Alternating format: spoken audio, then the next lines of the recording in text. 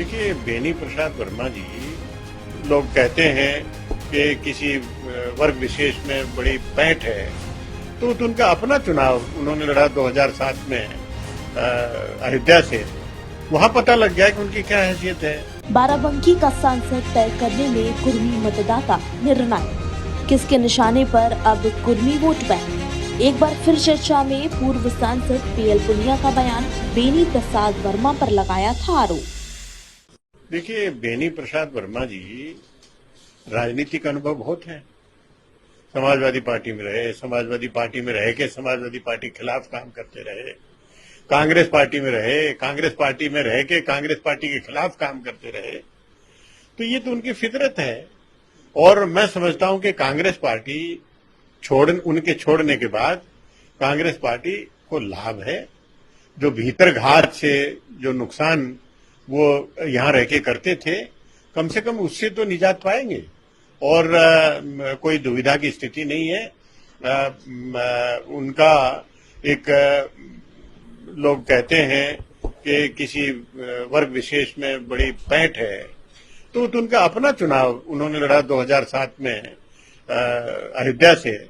वहां पता लग गया कि उनकी क्या हैसियत है। इस बार लोकसभा चुनाव में बाराबंकी एक दिलचस्प जंग का गवाह बन गया है। यहाँ अपने समीकरण साधने में जुटे प्रत्याशियों की नजर खामोश खड़े कुर्मी मतदाताओं पर टिकी है। बाराबंकी की राजनीति में कुर्मी बिरादरी को खास अहमियत दी गई है। बाराबंकी क्षेत्र में इस बिरादरी के मतदाता प्रभावी भूमिका में हैं।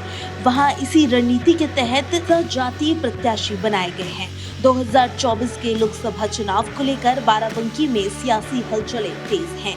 यहां अनुसूचित जाति के लिए सुरक्षित सीट है। बीजेपी ने पहले यहां से वर्तमान सांसद उपेंद्र सिंह रावत को टिकट दिया था, लेकिन उनका कथित अश्लील वीडियो वायरल होने के बाद वो चुनाव से पीछे हट गए, जिसके बाद बीजेपी ने जिला पंचायत अध्यक्ष राज रानी रावत को मैदान में उतारा। वहीं कांग्रेस सपा गठबंधन में पीएल पुनिया के बेटे तनुज पुनिया को उतार कर युवाओं को संदेश देने की कोशिश की गई है। तनुज कांग्रेस के टिकट पर इस सीट से दूसरी बार ताल ठोक रहे हैं। साल 2019 में भी इस सीट से लोकसभा चुनाव लड़े थे, लेकिन वे हार गए थे और एक बार फिर से तनुज पुनिया को लोकसभा का टिकट मिला है। ऐसे में तनुज पुनिया के पिता और पूर्व सांसद पीएल पुनिया का एक बयान सोशल मीडिया पर खूब वायरल हो रहा है, जिसमें वो पूर्व केंद्रीय मंत्री बेनी प्रसाद वर्मा पर गंभीर आरोप जड़ते हुए नजर आ रहे हैं। उन्होंने कहा था कि बेनी प्रसाद वर्मा राजनीतिक अनुभवी हैं। समाजवादी पार्टी में रहकर समाजवादी के खिलाफ रहे, कांग्रेस पार्टी में रहकर कांग्रेस के खिलाफ काम करते रहे। ये उनकी फितरत है। किसी वर्ग विशेष में उनकी पकड़ अच्छी होगी, लेकिन उनके जाने से कांग्रेस पार्टी को कोई भी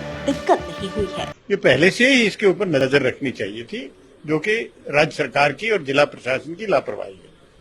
देखिए, बेनी प्रसाद वर्मा जी, राजनीतिक अनुभव बहुत है। समाजवादी पार्टी में रहे, समाजवादी पार्टी में रह के समाजवादी पार्टी के खिलाफ काम करते रहे, कांग्रेस पार्टी में रहे, कांग्रेस पार्टी में रह के कांग्रेस पार्टी के खिलाफ काम करते रहे। तो ये तो उनकी फितरत है। और मैं समझता हूं कि कांग्रेस पार्टी उनके छोड़ने के बाद कांग्रेस पार्टी को लाभ है।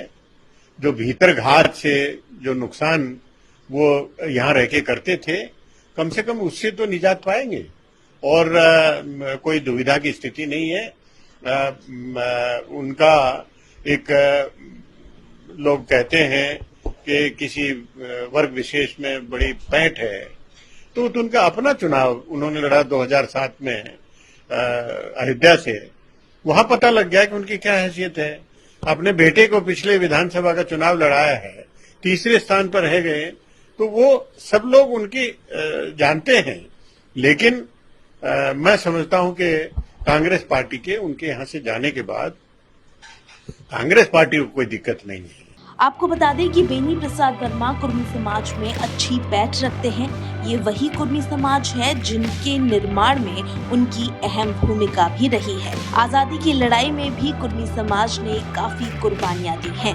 बाराबंकी सीट पर कुर्मी मतदाताओं की खासी तादाद है।